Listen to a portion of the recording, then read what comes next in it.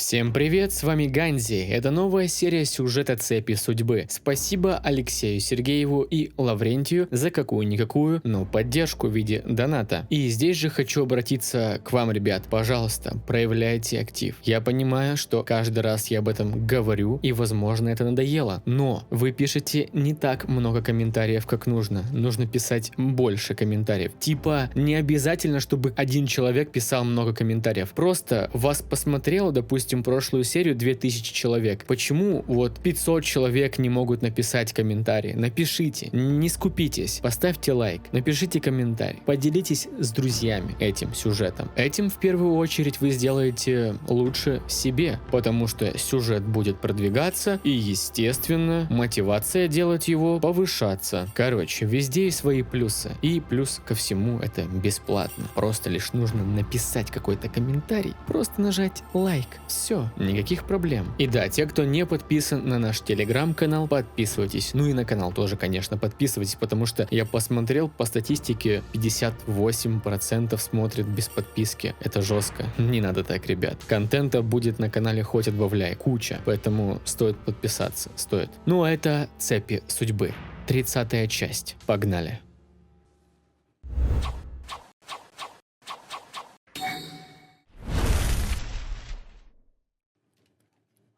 Глава 30. Осколок прошлого. Мы медленно двигались по оживленным коридорам. Шиноби, что были при главном штабе, носились с бумагами, то и дело сталкиваясь. По правде говоря, мне было все равно. Меня беспокоило то, зачем я понадобился господину Хокаге. Из раздумий меня вывел Минато-сенсей, который аккуратно положил руку на мое плечо. От неожиданности я вздрогнул и боязливо взглянул на него. «Волнуешься?» – проговорил он с привычно мягкой улыбкой. «Вы же знаете, учитель, я должен стараться, иначе не смогу оправдать вашей помощи и поддержки». Вот как ты думаешь?» – задумчиво ответил Минато, прикладывая другую руку к подбородку. «Только вот есть одно «но». Какое? Ты уже давно оправдал все мои ожидания, Обита. Ты прекрасный ученик. Вы все стали замечательными шиноби. Я боялся, что не смогу развить ваши личные навыки как наставник, но вы удивили меня еще сильнее, ибо сами помогли друг другу вырасти и дорасти до уровня отличных джоунинов. Не было ни дня, чтобы я не гордился вами. Поэтому, Обита, верь в себя, ведь ты не одинок. Даже когда совершаешь ошибки, на помощь придут те, кто не дадут тебе упасть в пучину отчаяния». Я слегка склонил голову и едва заметно улыбнулся. Затем бодро ответил: «Вы правы, я ведь хочу стать Хокаге, а для этого мне нужно понимать, что вся деревня – одна большая семья». «Ох, вот это у тебя настрой, так держать!» Неловко засмеялся учитель, потирая затылок. «Тогда пойдем? Третий Сама уже ждет нас». «Да, пойдемте». Третий Хокаге сидел в своем кабинете на небольшой подушке, как всегда покуривая трубку и поглядывая на небольшой синий шар. Как только мы зашли, тут же вежливо поклонились. «Минато, Обита», – начал он дружелюбно. «Рад вас видеть». «Мы тоже, лорд Хокаге», – проговорил Минато, выдвигаясь вперед. «Спасибо за приглашение». Я последовал примеру сенсея и сел напротив третьего. Глава деревни выдохнул клуб дыма, отложил шар в сторону и, прикрыв глаза, сказал: «Пожалуй, начну с вопроса, который крайне меня интересует. Как продвигается обучение Обита?» «Обита отлично освоил программу подготовки, которую придумал Какаши, господин Хокаге», – быстро отчеканил Минато, не давая мне ответить. Вот оно что», – задумчиво промурлыкал себе под нос третий, а затем открыл один глаз и посмотрел на Минато. «И как же ты оцениваешь степень подготовки, как сторонний наблюдатель?» «Я абсолютно уверен, что он справится. Обита трудился в поте лица. Его уровень тактической подготовки стал достаточным для того, чтобы вернуться в наши ряды».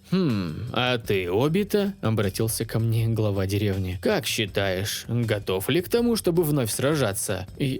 Мои губы шевелились, но слова никак не хотели сходить с них. В эту минуту я посмотрел на Минато, который не отводил свой серьезный взгляд с третьего, после чего выдохнул, собрался с духом и продолжил. «Я не подведу. Какаши показал мне новый взгляд на тактику и стратегию, научил оценивать риски и молниеносно принимать принимать решения. Теперь я готов изменить хоть сам ход войны. Третий вновь прикрыл глаза. Его лицо было крайне серьезным, но секунду спустя он мягко улыбнулся. Морщинки на его старческой коже растянулись. Лицо стало необычайно добрым, будто бы передо мной сидел не мудрейший ниндзя деревни, а заботливый дедушка, что радуется со своего внука. Вот этого ответа я ожидал. Все усилия будут тщетны, если ты сам не будешь готов. Получив эти задания, ты принимаешь новую ответственность, новые обязанности перед самим собой. И я так же, как и твои друзья, верю в тебя. Обита Учиха. Спасибо вам, лорд Хокаге, проговорил я, ударяясь головой о пол. Ха-ха, ну-ну, будет тебе головой биться.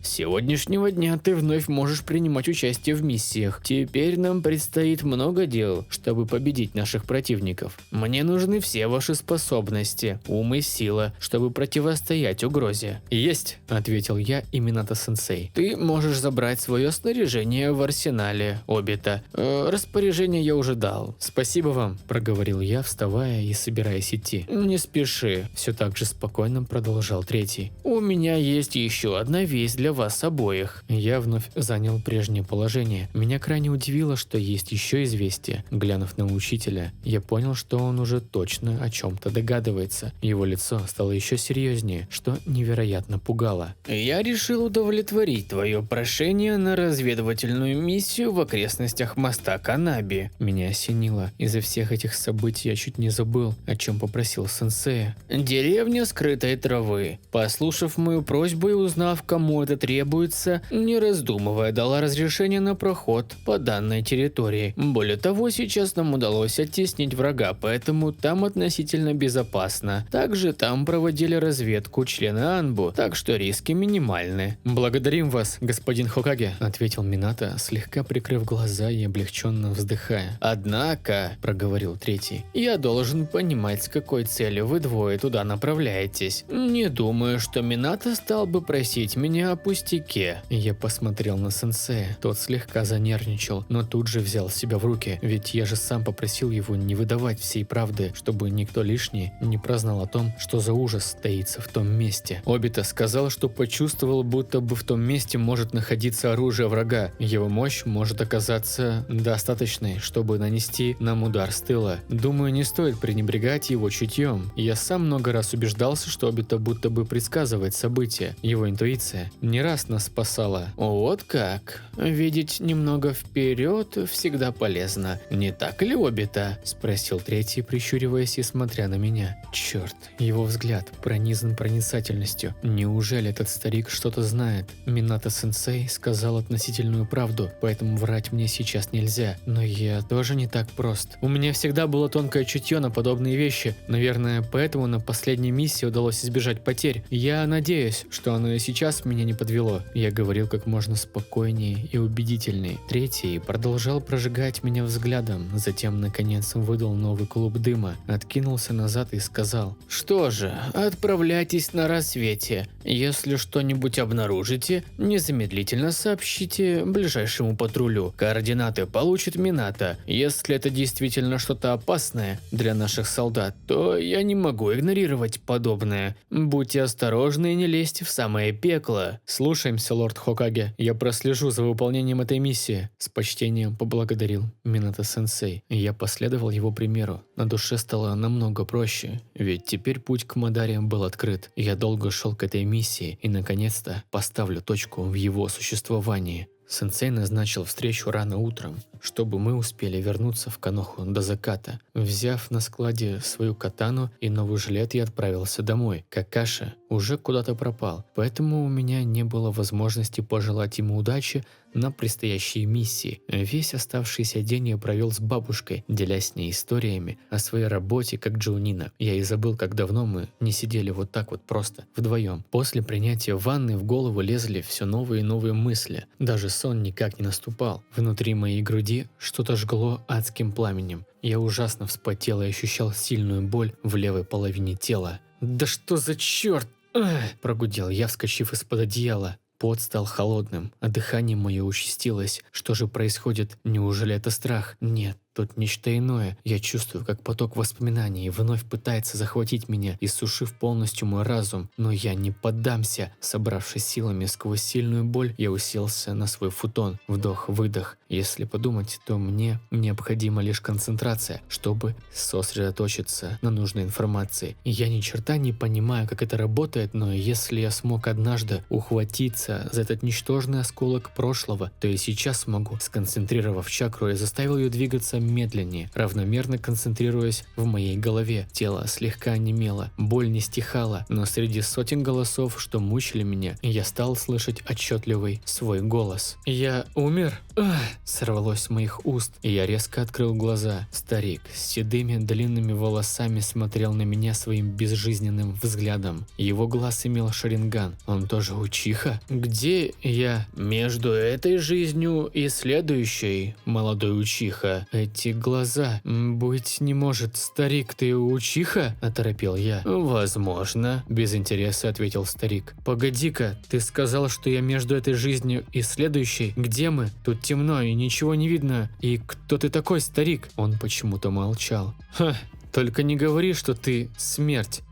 Тот, что сопровождает людей в загробный мир. Однако, увидев косу, что была в его руках, я задрожал и пожалел о своей хохме. «Нет!» – взвыл я. «Я не хочу умирать, на помощь! С этой косой, да ты точно смерть! Ты забираешь только учих, так ведь? Я всегда помогал старикам, хоть и был оболтусом и правила нарушал, но ведь хорошего-то больше сделал. Пожалуйста, не забирай меня в ад! Ой!» Выдавая всю эту тираду перед тем, кого считал смертью, волна боли в этот момент отразилась в моей правой половине тела. Старик медленно проговорил. «Если чувствуешь боль, значит еще жив. Однако то, что ты жив, чудо. Удивительно, как не превратился в лепешку под этими булыжниками. Ты как будто прошел сквозь них». В этот момент я почувствовал резкое ощущение, будто это уже происходило. Кто я? Почему я это помню? Постойте, я Обитаучиха. Сейчас я говорю с ним, с тем, кто испоганил мою жизнь. Единственным, кого я помнил, даже после потери воспоминаний. Мадара Учиха.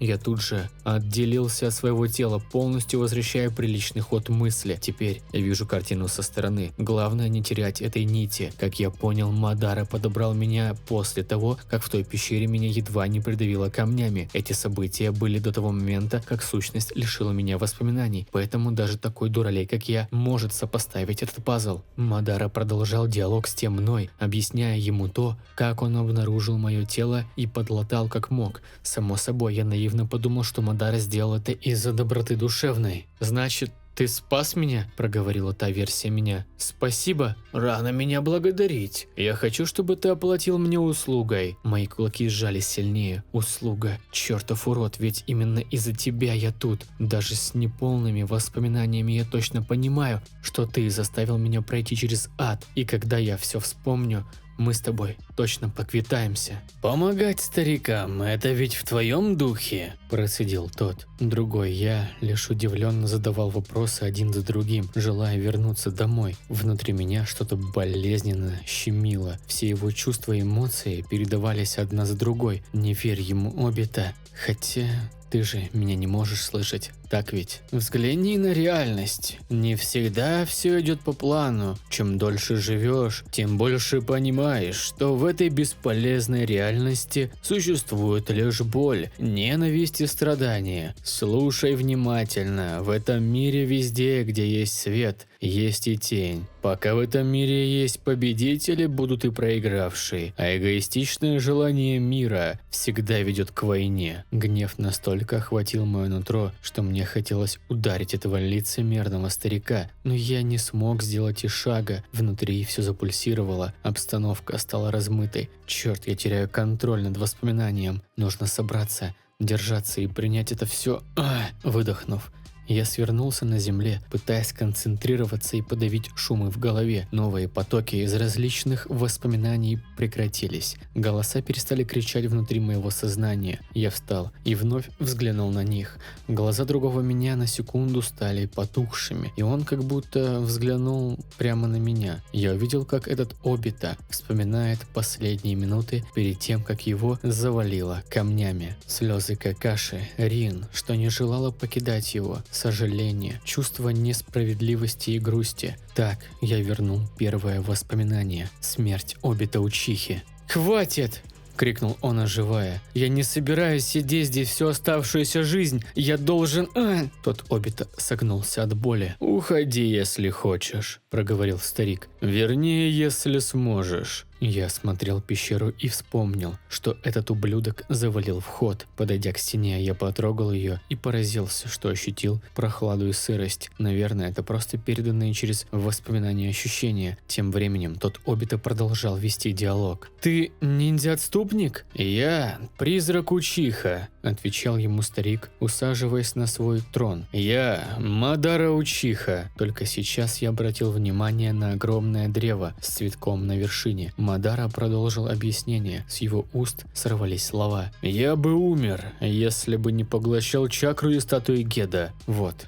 Что за ужасающую чакру я ощутил? Это проклятая статуя. Я вспоминаю, она порождала этих мерзких белых уродов. Зетсу. Я подошел к ней ближе. Уродливые белые тельца были похожи на коконы для каких-то насекомых. Они висели словно опустошенные, высосанные без остатка. Часть древа, что присоединялась к ним, пульсировала, выкачивала остатки чакры, словно паразит, который медленно пьет твою кровь. Снова потоки воспоминаний скрещивались между собой. Древо то пропадало, то появлялось. Голос Мадары звучал то как старчески, то молодо и бодро. «Мне нужно остаться здесь. Я должен успеть вспомнить как можно больше». Оперевшись о стену, я выдохнул. Мое тело заметно ослабело. В голове все кружилось, но поток чакры восстановился. Мне удалось предотвратить смешивание различных нитей судьбы и направить все в нужное русло. «Я просто хочу создать мир, где все победители, где все ладят друг с другом. Мир любви. Я хочу создать его», – проговорил Мадара другому мне. Мои зубы заскрипели. «Да что ты несешь, безумец?» В голове мелькнул образ красного глаза, отраженного от луны. Огромное древо с цветком. Да, это я тоже вспомнил. Удивительно. Мадара, как же быстро я вспоминаю все, когда дело касается тебя. Проговорил я вслух, но мне никто не ответил. «Ну, если ты хочешь умереть, то вперед. Но тогда я заберу твой шаринган». «Зачем тебе мой глаз? У тебя же есть свой!» – прокричал другой я. «Честно говоря, я одолжил свои настоящие глаза кое-кому. Этот я пересадил намного позже. Было бы неплохо обзавестись вторым, ведь только так шаринган обретает полную силу». Мадара убрал прядку волос и показал пустую глазницу. Вот оно, сейчас он слаб. Его шаринган не работает в полную силу. Глаза, он передал их Нагато. Воспоминания сложились в полную цепочку, провоцируя внутри меня невероятную боль и моментное облегчение. Упав на колени, я осознал, что вернул еще частичку прошлого. Это что-то связанное с его планом, той красной луной, и я в этом участвовал. Но зачем и почему? Только бы дотянуть до конца. Неожиданно картина начала вновь расплываться. Время стало неадекватно ускоряться. Я едва различал силуэты, белые фигуры, спиральное лицо, страшное, похожее на человеческое. Также резко рухнула стена, и я открыл глаза, которые закрыл секунды ранее, чтобы меня не вырвало от этой карусели, и увидел себя, который погружался в белое нечто со спиральной головой. «Спасибо, Гургуру», – проговорил парень моим голосом. Далее голоса слышались приглушенно, но слова Мадары мне удалось уловить. «Ты еще вернешься, и тогда сможешь меня отблагодарить». Я глядел вслед убегающему себе. «Стой, подожди, не ходи туда. Я